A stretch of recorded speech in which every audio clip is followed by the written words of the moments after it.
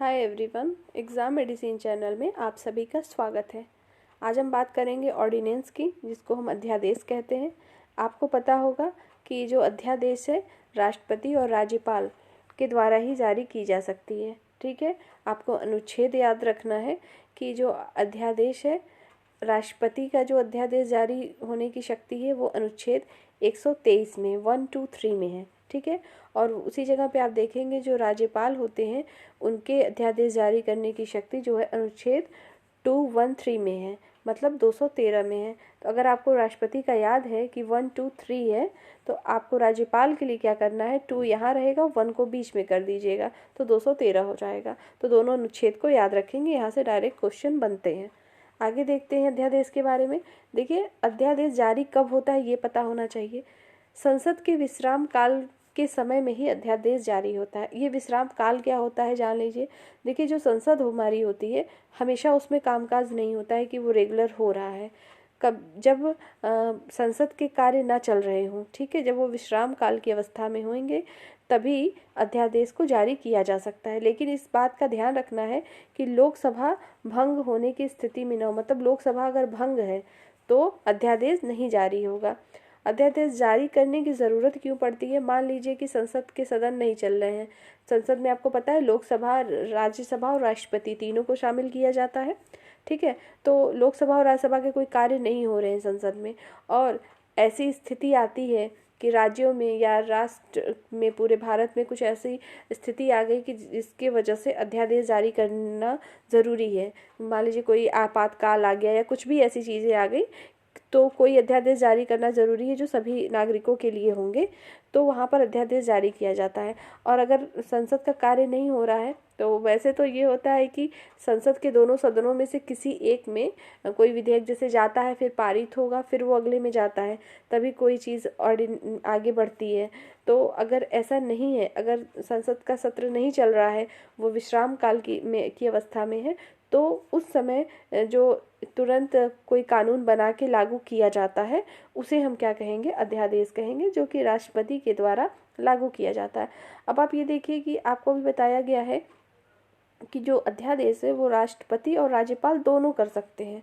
तो देखिए, जब राज्य में ऐसी स्थिति आती है कि आपातकाल की या कोई ऐसी स्थिति आ जाए कि जब अध्यादेश जारी करना हो तो राज्यपाल करेंगे।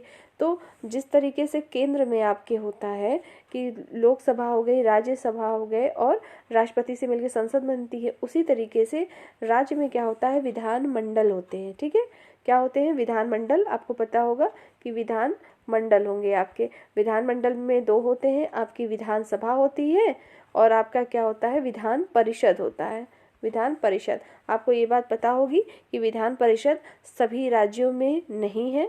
ठीक है, कुल 6 राज्यों में ही है, और लेकिन विधानसभा होती है। ठीक है, तो जब इनका भी कार्यकाल नहीं चल रहा हो, जब वो भी विश्राम की अवस्था में होंगे, तभी वहाँ पे राज्यपाल के द्वारा भी अध्यादेश जारी किया जाता है।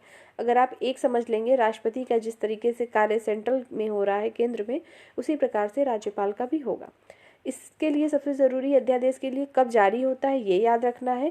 यहाँ से आपको प्रश्न बनाए जा सकते हैं। दूसरा, इनके अनुच्छेद को याद रखना है कि राष्ट्रपति 123 के तहत और राज्यपाल 213 के तहत अध्यादेश को जारी करते हैं। नेक्स्ट है कि लोकसभा को अगर भंग है तो क्या अध्यादेश जारी हो सकता है या नहीं, आपको विकल्प दिया जाएगा, तो आपको बताना है कि नहीं, अगर लोकसभा भंग है तो नहीं जारी हो सकता है।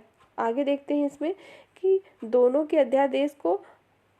का अध्यादेश का मतलब ये है कि जो राज्यपाल या तो राष्ट्रपति द्वारा जो अध्यादेश जारी किए जाते हैं, आर्टिकल 13 मतलब अनुच्छेद 13 के तहत उसकी न्यायिक समीक्षा की जा सकती है। मतलब सर्वोच्च न्यायालय में उसको क्या कर सकते हैं, जैसे मान लीजिए कोई अध्यादेश, कोई कानून बना के तुरंत पारित कर दिया गया कि इस प्रकार का अध्यादेश है, तो यही बात है कि क्या उसकी न्यायिक समीक्षा हो सकती है या नहीं हो सकती है।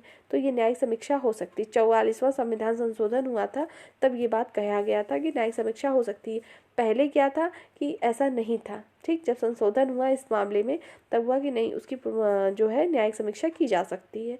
नेक्स्ट है आपका कि राष्ट्रपति जितनी बार चाहे, मतलब क्या पूछा जा सकता है कि अध्यादेश कितनी बार लगाया जा सकता है, चाहे राज्यपाल के द्वारा चाहे राष्ट्रपति के द्वारा। तो आप ये बात याद रखिएगा कि चाहे जितनी बार हो अध्यादेश लाया जा सकता है।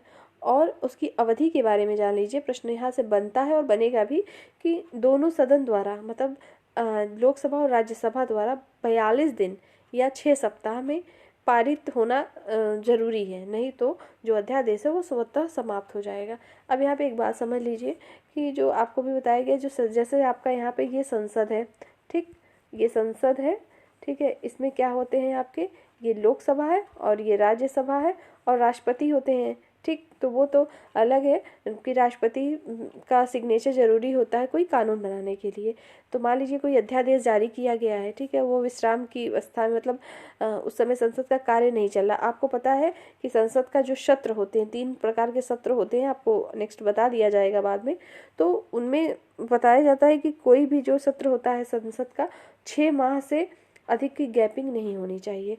तो अगर मान लीजिए कोई अध्यादेश जारी हुआ तो उस समय भले ही वो विश्राम काल की अवस्था में हो, संसद का कार्यकाल ना चल रहा हो, लेकिन फिर उसके बाद जैसे ही उसका कार्यकाल चालू होता है, शुरू होता है, तो तुरंत ही जो अध्यादेश जारी होता है उसको संसद में पेश किया जाता है और लोकसभा और राज्यसभा दोनों के द्वारा 42 दिन के अंदर या 6 सप्ताह के अंदर उसको पारित किया जाता है कि हाँ ये सही है, ठीक है।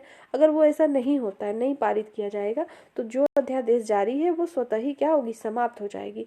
अगर लोकसभा और राज्यसभा दोनों से सहमत होंगे तो वो आगे चल के एक्ट बिल बन जाएगा, सॉरी वो क्या हो जाएगा आपका कानून बन जाते हैं, ठीक है।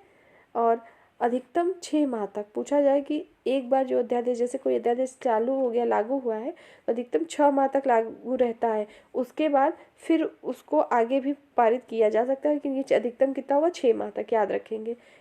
आगे है कि राष्ट्रपति जब चाहे उसे वापस ले सकता है। इसी प्रकार राज्यपाल के लिए भी है कि राज्यपाल भी जब चाहे तो अपने अध्यादेश को वापस ले सकता है। ऐसा कोई ज़रूरी नहीं कि 6 माह तक ही हो, वो चाहे तो पहले भी ले सकता है, ठीक है। तो इन पॉइंटों को याद रखेंगे। एक बार फिर से रिवीजन कर लेते हैं। देखिए, अध्यादेश जो है अनुच्छेद 123 के तहत राष्ट्रपति द्वारा, अनुच्छेद 213 के तहत राज्यपाल द्वारा लागू किया जाता है और जो अध्यादेश होता है संसद के विश्राम काल की अवस्था में ही अध्यादेश को जारी कर सकते हैं। लोकसभा के भंग होने की स्थिति में अध्यादेश जारी नहीं होता है। और क्या लोग पूछा जा सकता है कि क्या अध्यादेश का की न्यायिक समीक्षा की जा सकती है, तो हाँ बिल्कुल न्यायिक समीक्षा की जा सकती है अनुच्छेद 13 के तहत, चाहे वो राज्यपाल जारी करे अध्यादेश या तो राष्ट्रपति, दोनों की न्यायिक समीक्षा हो सकती है। नेक्स्ट है आपका कि राष्ट्रपति जितनी बार चाहे क्या कर सकता है, अध्यादेश ला सकता है और राज्यपाल भी, और दोनों सदनों द्वारा जब उनका कार्यकाल प्रारंभ होगा विश्राम काल के बाद, तो 42 दिन के अंदर या 6 सप्ताह के अंदर अध्यादेश को पारित हो जाना चाहिए। नहीं अगर पारित होता है तो जो अध्यादेश जारी होगा वो स्वतः समाप्त हो जाएगा। अध्यादेश जारी जो रहता है अधिकतम अवधि कब तक रह सकता है, याद रखेंगे 6 माह तक, ठीक। और राष्ट्रपति जब चाहे उसे वापस ले सकता है, यही चीज़ होती है राज्यपाल के लिए। तो ये रही ऑर्डिनेंस से रिलेटेड जानकारी। ये आपके हाई कोर्ट के एग्ज़ाम में या इलाहाबाद यूनिवर्सिटी के एग्ज़ाम में या अदर किसी भी एग्ज़ाम में आपको हेल्प इससे मिल सकती है। तो इस वीडियो में इतना ही। नेक्स्ट वीडियो में नई टॉपिक के साथ फिर उपस्थित होंगे। तब तक के लिए टेक केयर। जय हिंद।